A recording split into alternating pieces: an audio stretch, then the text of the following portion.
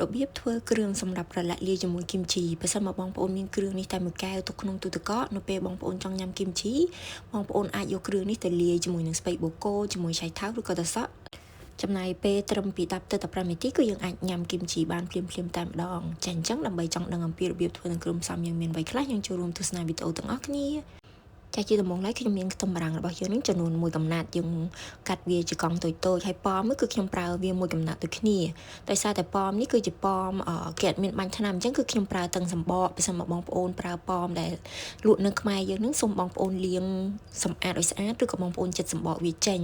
ហើយតោះមកយើងកាត់វាជាកង់តូចៗដូចគ្នាជាបន្តមកទៀតខ្ញុំមានខ្ញីមួយកូនជ្រុងតូចខ្ទឹមសចំនួន6កំពឹសយើងហាន់វាជាចំណិតតូចៗមកឥឡូវយើងចាប់ផ្ដើមយកគ្រឿងរបស់យើងនឹងទៅកិនក្លុកឲ្យម៉ត់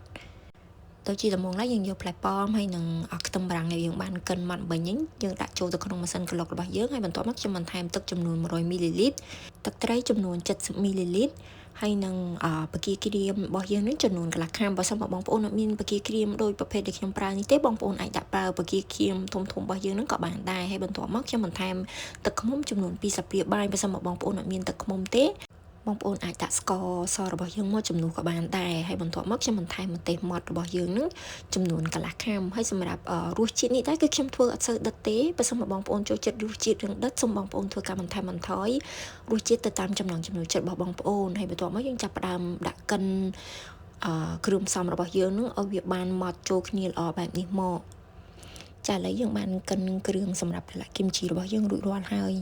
យសម្រាប់ការរក្សាទុកដែរគឺយើងដាក់វាទៅក្នុងកូនកែវឬក៏ប្រអប់ស្អាតមួយហើយយើងបិទគម្របឲ្យជិតយើងយកវាទៅរក្សានៅក្នុងទូទឹកកកហើយសម្រាប់គ្រឿងសម្រាប់ប្រឡាក់គីមជីនេះដែរយើងអាច